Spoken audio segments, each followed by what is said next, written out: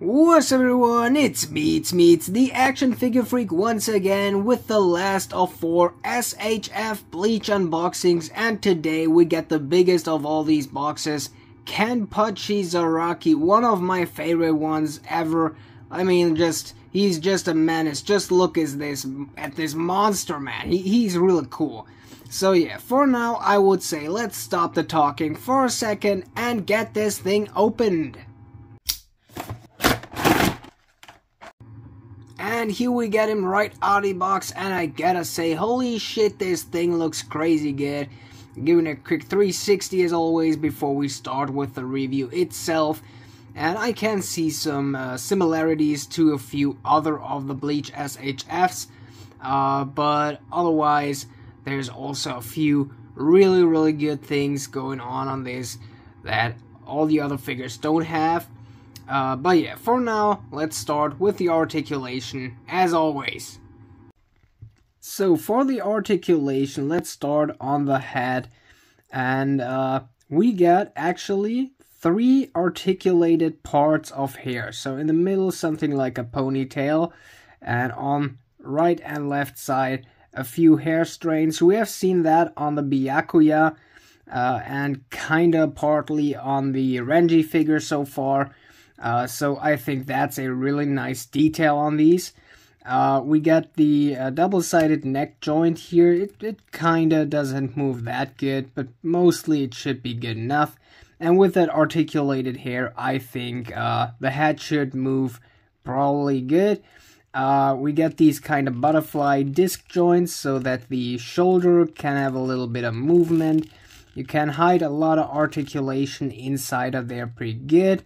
We got ball jointed shoulders, which is also really nice. Triceps, biceps swivels.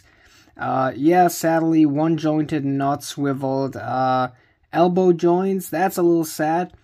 But these here are, so far as it seems, the best hand joints. So we get these swivels where you can kind of tilt them around so they can go horizontal and vertical.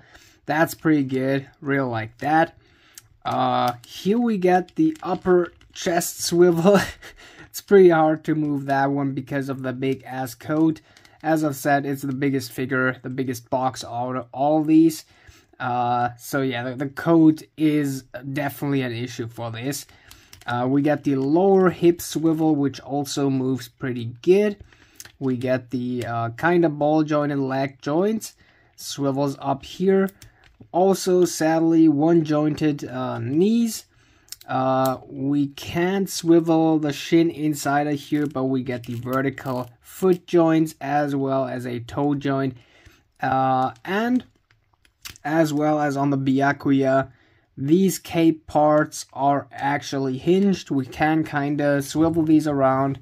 There's a few ways of posing that kind of cape stuff. But yeah, let's see what we get as accessories. Okay, and as big the accessory box is, as less accessories we get. Like, it's not much more than on the other ones. We get these 2 swords. Starting off with that, I think. I think Kenpachi's sword is really good. Like, look at that. I think the handle looks on point, definitely. All the bandages down there. Can we? No, we can't take that part off. It looks like sticked on, but yeah, we can take it off there. We can see all these little broken parts on the sword that he also shown in the anime. Really cool. Then we get, like inside of here, the second sword. I think there should be, yeah, the handle is detachable, pretty good. We can put that on his belt, and it's fully in these bandages. I think also here the detail looks really good. So let's just do that instantly.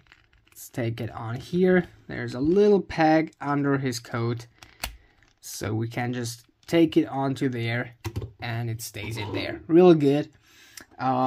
So yeah, for the hats, let me give you a few close-ups with a few cuts. So this is the face that we get with it. So a pretty generic Kenpachi face, nothing too special. We get this faceplate. Also, that looks so freaking amazing. I really like that one. Then we got that evil smile here. Also, that is looking really good. I like the way the scar over his face looks. It's really nice detailed. Then we get the laughing one here. Oh my god, he's a menace. He's so freaking creepy sometimes, but I love him. I love him. And there we get the last one, the side eye with a little smile. Also, that is looking really good. For the hands, we get the two that are shown here on the figure. There's a little space between the fingers here, but nothing special really. Like just kind of relaxed closed hands, not fists. Then we get two grabbing hands for his sword. Should fit in there, and that's the reason why the sword gets off like that. So we can slide it through the hand. Oh god. Okay, these are really tough to get through there. Because probably I've seen it already. Yeah, here's a little band hanging down. Can't slide the hand over that. So yeah, pretty nice. Two opened grabbing hands. Then we get two versions of relaxed hands. The fingers look a little bit thicker on that one here with the more stretched out fingers. But I think really nice that we get different ones of these. And then the last set are these, yeah, kind of angled fingers. Also real nice hand accessories. So we're getting to 5 sets of interchangeable hands as well as 5 different hats. Okay, here we get the Kenpachi head. Let's just take one of the faceplates off of that figure to see a little closer. So this is what we get. And here you can see close-up of the hair as these move. So little ball joints inside of there. You can twist these just a little bit. So that's pretty good. Almost seems like that part of hair is stacked in multiple pieces, almost like you can take one of these out, but I don't want to break the figure. But yeah, it's pretty easy to change up the faces. We get like 3 pegs inside of there, and just the front part of the face always, which is pretty good, I would say. Okay, a really quick pose, really nothing special as you can see. Let's see about the details that we get going on that figure. So first up, all the faceplates got here that kind of special hairstyle with these few lines on the side of his head. I think that's pretty good. As I've already said, the scar on his face looks really good. We get as well as on the Byakuya, inside of these cloth parts of his vest, of the cape here. There's some purple from there inside of these discs. I think that's really nice. We get these ripped sleeves, also really nice touch and detail. The chest part is not a reuse. The legs are probably the same as on the other ones, just made a little bigger. But the chest is always a different piece. We get a few details in there. I think it looks really good. They actually made it good enough so you can rotate the hips really good. Some other details that we get on here is on the back of the figure. Let's tilt the head to the side. We get the company logo, whatever. It's been a while since I've watched the main arc of Bleach. So first main arc with the Soul Society. But yeah, these here are always on the robes. We get all these little signs here as on the Byakuya. But the difference is mainly that also the cloak here is ripped as hell. So yeah, really nice. Another detail, which is probably a reuse, are these foots. So even on the sole here, we get really nice details, some rough texture, and some bands around there. So I don't know, that Kenpachi figure so far looks friggin' amazing. So yeah, let's do the rating 1 to 10. Then we're pretty much done with all these Bleach reviews and unboxings. Okay, to the rating, I would give this figure a solid, let me say 8 out of 10. Don't get me wrong, it's a really good figure. So for the details that we get for these faceplates, for all the interchangeable hands and stuff, I think it's pretty amazing.